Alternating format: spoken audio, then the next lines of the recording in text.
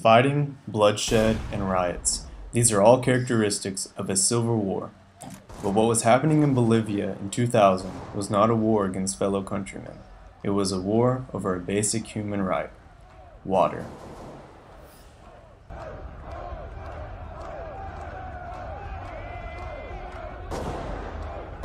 According to wisegeek.com, water privatization usually refers to the control or maintenance of water systems and water resources by private entities. For instance, a company might work with a local municipality to build and maintain a water treatment plant or wastewater facility.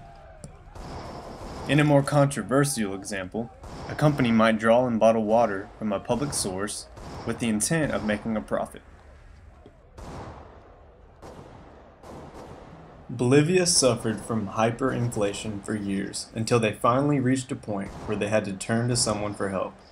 They turned to the World Bank to help bring them out of their economic meltdown. Since turning to the World Bank, Bolivia's railways, airports, telephone systems, and hydrocarbon industry were all privatized.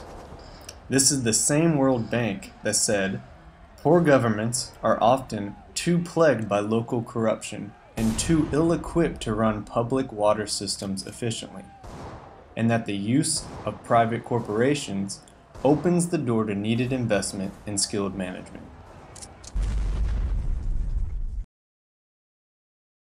Cases like these were not just happening in Bolivia and in third world countries. World leaders such as Australia, Canada, Morocco, Argentina, Britain, New Zealand, and South Africa have all protested against water privatization.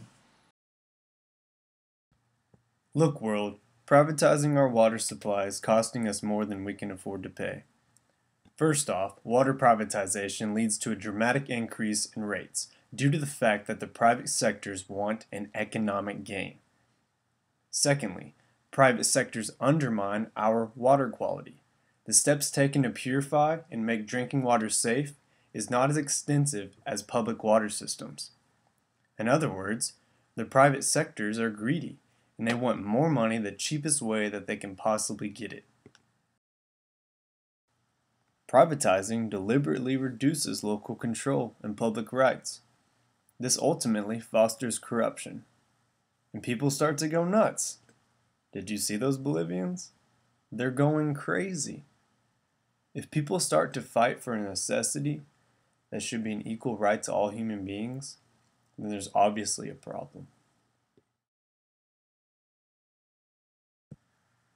Privatizing also leads to job losses and leaves the poor without water access. In the end, water privatization is very difficult to reverse and has many consequences. With this being said, we argue that water privatization is not the most effective way of handling one of our most needed necessities on this planet.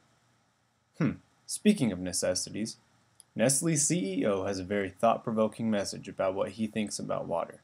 Check this out. Oh, and please read the subtitles.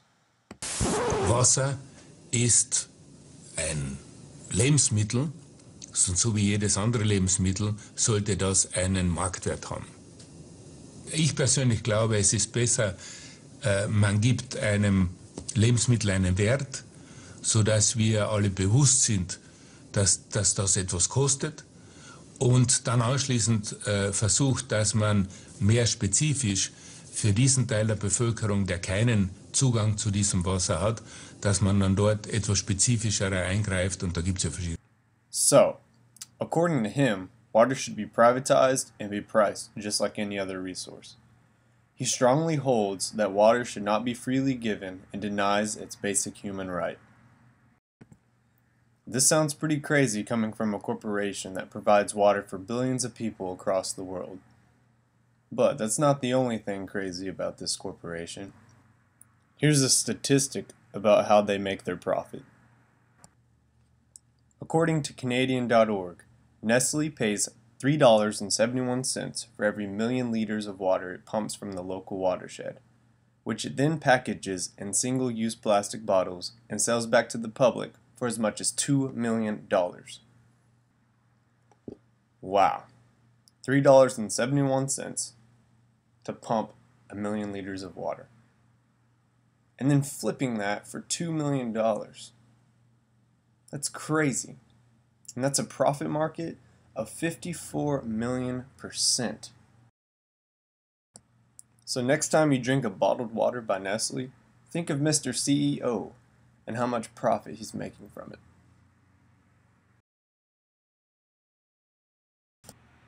This is a global case of how water privatization is affecting everybody's pockets around the world. But how is water privatization affecting America today? Take a look at this as we dig in to one of our 50 founded states.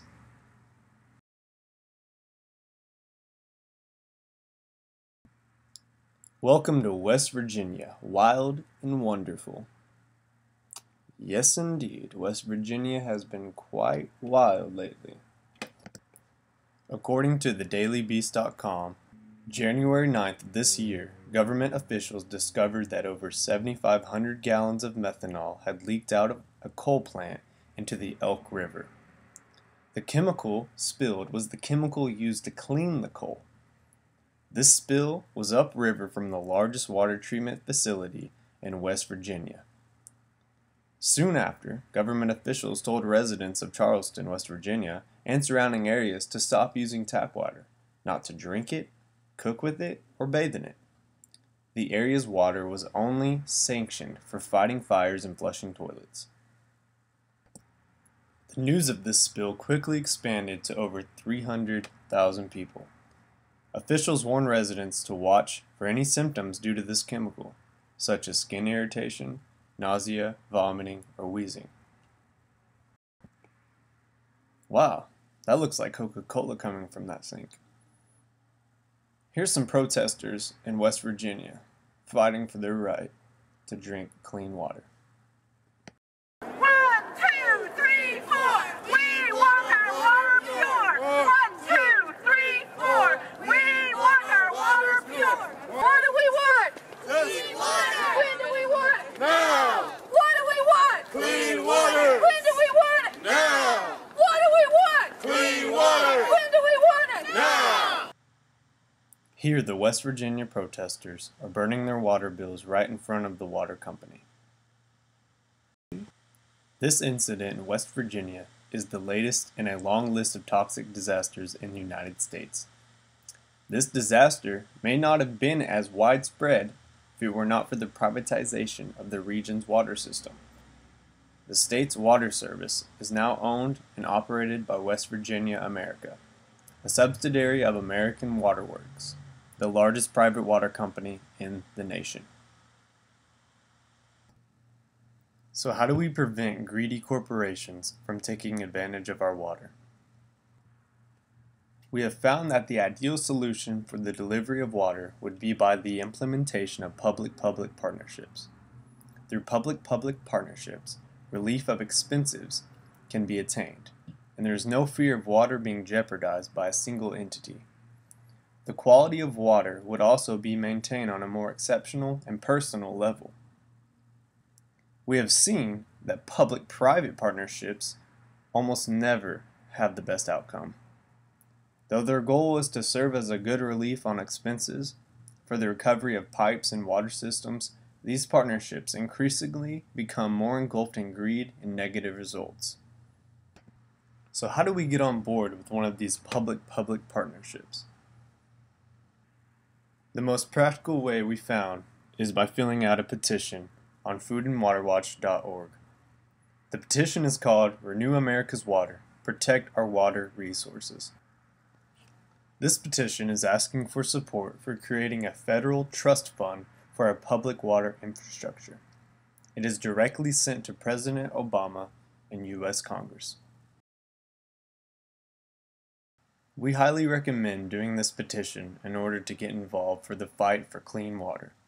But if that's not exciting enough for you, you can always find yourself looking like this guy in West Virginia. All need is to live in clean, safe communities with clean, safe water, and that's the message of today and the message moving forward until we all have clean water.